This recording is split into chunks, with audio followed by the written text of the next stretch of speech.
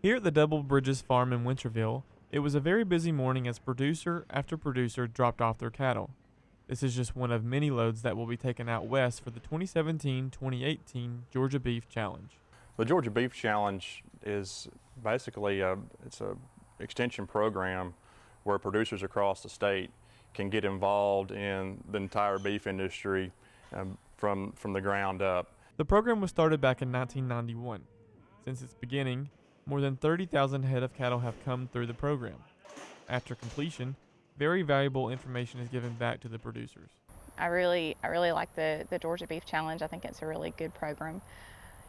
Very beneficial to my producers. I try to encourage them to take part in it because at the very least they're going to get back some much needed data on the carcass quality of the cattle they're raising. So it really lets them know whether or not they're on the right track as far as their genetics goes.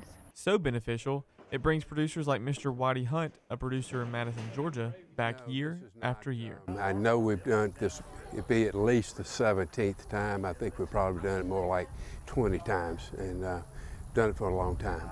After being unloaded, the cattle are run through the chutes that can be weighed and identified.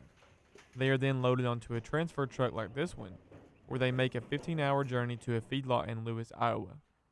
After about 90 days in the lot, the cattle are harvested and information like growth performance, carcass merit, and economics on the cattle are sent back. The amount of information that we get back from this program is almost overwhelming, but it's well worth to see how your calves end up, how well they gain in the feedlot, and how well they grade.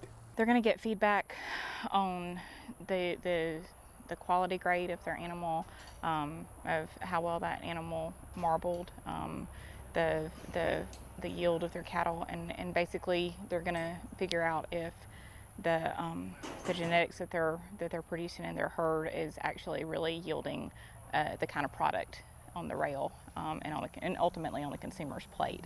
The information isn't just helpful to that herd's producer. The information ends up helping all of those involved with the cattle industry statewide, no matter how big of an operation they have. That information helps everybody in the state. It helps all beef cattle producers, not only those that ship, but all those that's maybe selling a local level.